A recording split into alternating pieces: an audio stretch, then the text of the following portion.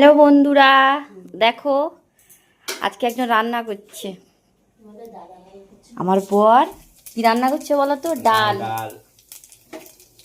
এই দেখো, জানি না রান্না করতে, জোরজবরদস্তি রান্না করাচ্ছে। দেখা যাক কেমন কি করা যায়।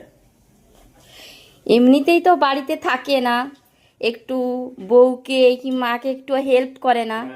এবার একটা দিন সুযোগ পেয়েছি, কি করে সুযোগটা হাতছাড়া করি বন্ধুরা বলো তো? হ্যাঁ, হয়েছে। আবার ডালটা সেদ্ধও করেনি, মা করে দিয়েছে ডালটা সেদ্ধ। ও খালি ডালটা, এটাই কি বলে, তড়কা লাগিয়ে দাও, ডাল রান্না রেডি। তুমি তো কিছু করবে না, রান্না করবে না, সে তো আমাকে তো করতে হবে। এরকম কার কার বর আছে সবাই কমেন্ট করে জানিও বন্ধুরা, যে এরকম রান্না টান্না করাও। জানলে অবশ্যই কমেন্ট করে বলো। তো আমাদের আজকে রাতে ডিনার হবে।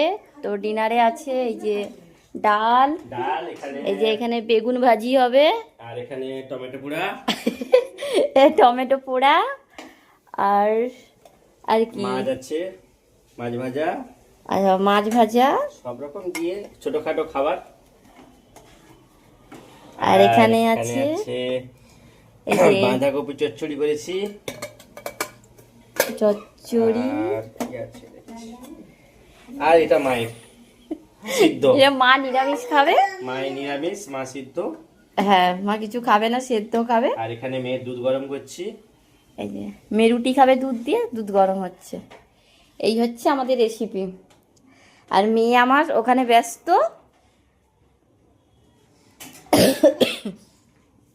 ঠিক আছে, আমরা খাওয়া দাওয়া করি, রান্না টান্না হোক। এখন বাজে 10:30। এবার রান্না কখন কমপ্লিট হবে ঠিক নেই।